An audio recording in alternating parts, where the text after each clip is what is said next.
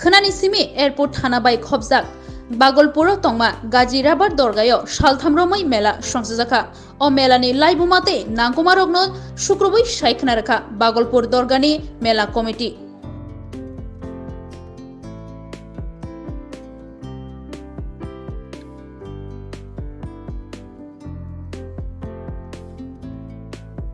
কি নাম আপনার? আমার নাম সুভাষ সরকার। কি আয়োজন করা হয়েছে এখানে? এখানে অন্যান্য বছরের মতো এবারও গাজী বাবার দরগাত 3 দিন ব্যাপী একটা মেলা, যেই মেলাটার ঐতিহ্য ইতিহাস বহুত কাহিনী আছে, যে বহুদিন পুরানো মেলা। এটা একসময় রাজরাজার আমলেও এই বাগলপুর দরগা গাজী বাবার দরগাত মেলা হইতো। বিগত প্রায় 40 বছর আগে এই মেলাটা পরিচালনা করার সময় বাংলাদেশ ত্রিপুরা মিলাইয়া বাংলাদেশের লগে মিডিয়ার লগে কথা কয়ে মিটিং করিয়া এই মেলাটা পরিচালনা করতো। দুই পক্ষের মুসলমান হিন্দু মিল্লা মেলাটা চলতো, বাংলাদেশের লোক আইতো প্রচুর পরিমাণে। বাংলাদেশের কোন জেলা বা কোন গ্রাম এই মেলার সাথে যুক্ত ছিল? এটা আমার কালাচড়া, বামনবাড়ি ডিস্ট্রিক্ট, কালাচড়া সিঙ্গারি বিল, ওইসব লোকে এই দিকে আইতো। বাংলাদেশের মিডিয়ার লগে কথাবার্তা কইতো, বিএসএফ মিলে দুজন কথার পরে এই ডাইন না এই মেলাটা একত্র এই মেলাটা করে। যেহেতু গাজী বাবার মুসলমানের দরগা, আমরা জন্মের পর থেকে এখানে আমার জন্মস্থান, কিন্তু এই জায়গাতে বাংলাদেশ স্বাধীন হওয়ার পর এই জায়গাতে বদলাই হওয়ার পরে কোনো মুসলমান নাই। এই যে গাজী বাবার দরগাত আমাদের বাগলপুর পঞ্চায়েত, এই পঞ্চায়েত এরিয়াতে একটাই শুধু পরিবার আছে যেটা নিয়ে মুসলমান পরিবার, কিন্তু আর কোনো মুসলমান নাই। কিন্তু আমরা এন্দ্রই এই যে গাজী বাবার দরগার আমরা খুব মানি। আমরা সকাল বিকাল এটার মধ্যে বাতি দেই, যত্ন করি।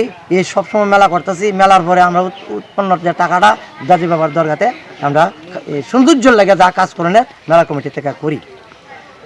তারপর মেলাটা কত বছর ধরে হচ্ছে? মেলাটা তো 40 বছর প্রায়। আচ্ছা, এই এখন কি বাংলাদেশের লোক আসে? না, এখন বাংলাদেশের লোক আইতে পারে না। একটা কারণে, আমরা যেহেতু ভোটার ফেন্সি নিছে, ফেন্সিনার আগে পর্যন্ত বাংলাদেশের লোক আছে।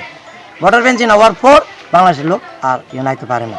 আচ্ছা, এই যে মন্দির লোক নাইলো ত্রিপুরা রাজ্যের শেষ সীমানা ধর্মনগর, কৈলাসর, ওইসব জায়গার থেকে মুসলমানরা আয়ে, বিশালগড়, এইসব জায়গাতে মুসলমান আয়ে সেটা পূজা পার্বণ করে। এই মন্দির নাই, এই মন্দিরের গাজী বাবার মন্দিরের পূজা অর্চনা বর্তমানে কার হাতে রয়েছে? কে পূজা অর্চনা করেন? পূজা অর্চনা একজন খাদিমা ছিল, ফুটু মিয়া নাম। তিনি কেন মারা গেছে। মারা যাওয়ার পর কিন্তু আর অনেক কোনো মুসলমান নাই।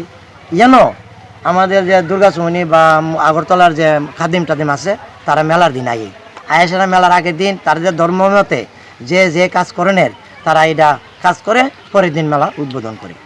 আর আমরা এই মেলা কমিটি থেকে পরিচালনা করি।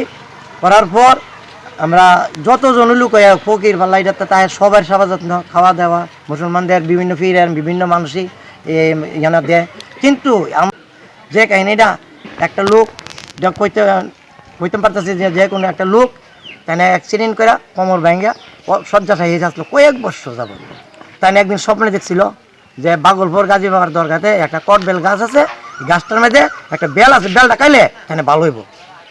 স্বপ্নের পরে এই বাংলাদেশের বিটিআরে বিএসএফ কইয়া এই লোকটারে লই আইছে আমার বাগল এই দরগাতে আনার পরে এই জায়গাতে এই সময় এই শেডটি ছিল না, এই জায়গাতে শোয়ে রাখছে। শোয়ে রেখে কইছে বেল কই। আমরা জানো যে বেল কই পাইব, এই সময় তো বেলের করা এত বড় বড় টুকরা আইছে, বেল তো শেষ। কিন্তু এরপরেও কইছে যে গাজী বাবার কথা কোন জানা, সবাই তো সবার ফলে বিচারে দেওয়ার দরকার। সবাই অনেক লোক লাগছে কোন জায়গায় বেল আছে, কোন গাছে চাইতাছি। সাওয়ার পর হঠাৎ করে দেখলাম এই যে একটা ছোট্ট গাছ, এই গাছটা একটা বেল গাছ, এটার নাম কটবেল গাছ। এটা